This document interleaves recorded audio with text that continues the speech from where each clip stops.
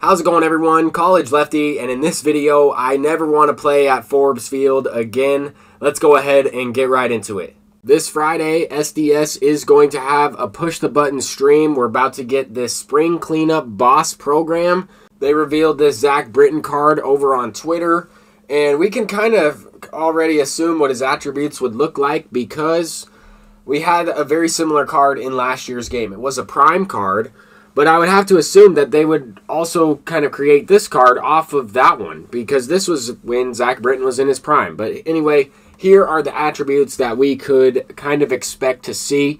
Maybe a little bit lower hits per 9, maybe about 100K per 9.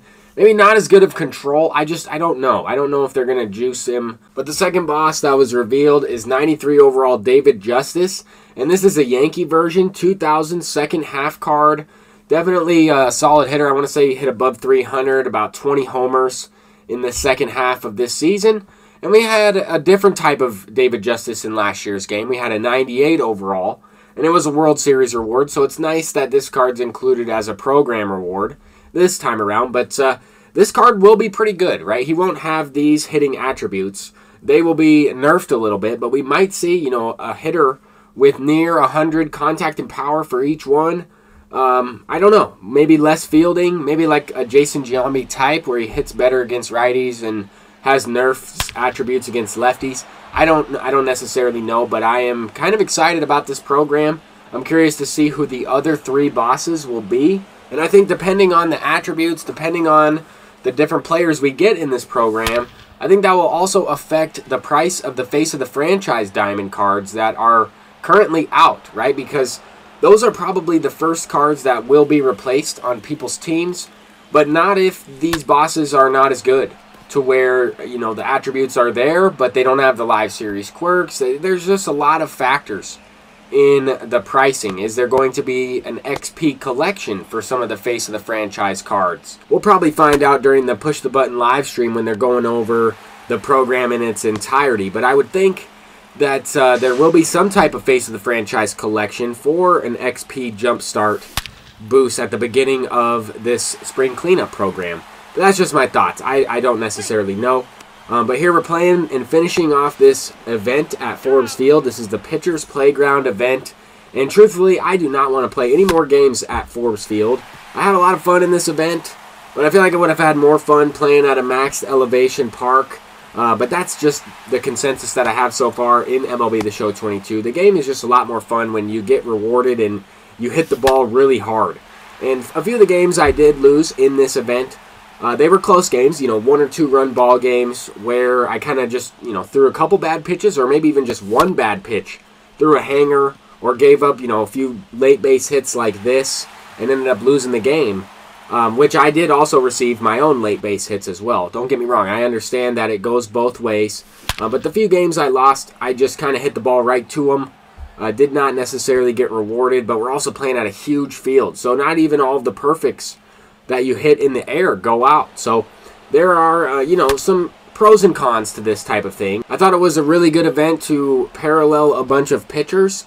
I was actually able to get Shohei Ohtani from, 0 PXP all the way up to about 4,000. So that's pretty solid. Pitched almost every single game with Shohei in this thing. But overall, pretty fun all around. I would just like, more of a hitting type of event. But we just got the Moonshot event. We're expecting, variations and a variety of different modes and different content to play. And I still, hit some home runs. I still had some higher scoring games. In the last video, I put up 14 runs in one game. But, I'm talking about it truthfully. I would prefer to play at different stadiums. I'm having a ton of fun with MLB The Show in general this year. I really haven't played any other games. And I'm going to continue with that streak. I'm just going to play MLB The Show and MLB The Show only until, I start to get burnt out a little bit. And then, I'll take a break, play a few different games here and there. But ultimately, I'm loving the game. I'm looking to unlock Randy Johnson in the next probably week and a half or so. Because I have invested in the face of the franchise diamond cards, I'm hoping they go up in price. And I'll be able to complete the AL collection and unlock that Randy Johnson. But in this event, I did have a few games that went into extra innings. Games where I just couldn't get anything going. at the plate. I also had a couple of games like this one here where I just could not see the ball at all because of that, I guess, sky, that little piece of sky that kind of shines through the trees out there. And I noticed it was only at certain times of the day where it was just tougher to pick up the ball, where the ball is kind of like in the shadows of that sky, little piece of sky that's shining through. But anyway, at night I was definitely able to see the ball a little bit better. I know that there's some issues going on with the frame rate with PlayStation users, and I've heard that there's nothing really going on with Xbox users. I think a few of the losses I took were against Xbox players. I'm not sure if that had anything to do with it. I'm not saying that it did. Those are just things that I have recognized, that I've been kind of looking into. Hopefully PlayStation users are able to run the game with 120 hertz or 120 frames per second rather than 60. That would be nice. But anyway, you know, a few home runs here and there, a lot of lower scoring games. Actually ended up losing that last one, just hung a slider with the Aroldis Chapman to Rafael Devers. Literally threw it right down the middle. Guy hit it out for a 2-run homer. We ended up losing that game, but in this next one, we started off with the perfect. Just trying to get, you know, some PXP, trying to level up and unlock this Greg Maddux and Bob Gibson card. I'm excited to try out Bob Gibson. I think he'll be pretty good. Greg Maddux might be really good on the harder difficulties. It just depends on whether or not your opponent is early on the off speed, right? If they're typically late on a fastball, I'm not going to want to use Greg Maddux and throw batting practice to the person that's typically late. But anyway, that's kind of my thoughts on that. We were able to win that last game, hopping into the last game of this event. And this is a day game, but I didn't really have too much trouble picking up the ball at this certain time of day. But there are a couple other times that I just felt like I was just swinging and guessing. But here, I mean, this fastball, it's still coming out of that sky area, but I had a much easier time picking it up in this game.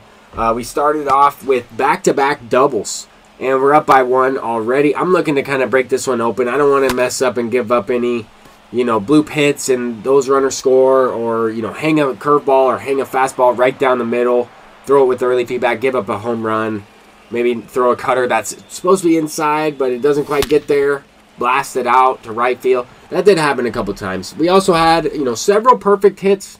Several perfect hits resulted in out, some to dead center, some lower line drives that were caught as the outfielders were coming in. And then, you know, of course, they're going to fall out there as well. And let me know what you think about this event. I had a pretty good time with it. I would say overall, if I were to rate it out of 10, I would probably give it a 7. Maybe a 6 or a 7, 6.5. And part of that is due to the fact that the rewards are pretty good. If the rewards were players that I didn't necessarily want to get, I would not have played this event. I probably would have rated it about a 2 or a 3. But overall, pretty solid. I would say good event. I think this card's going to skyrocket. Not many people are playing this event, so this Bob Gibson card might go way up when we need an all-star collectible or some type of collection for a big collection and one of those all-star vouchers like we saw last year, or even for, you know, some of these programs to unlock some XP, that jumpstart boost. But that's going to do it for this video. I'm College Lefty, and peace out.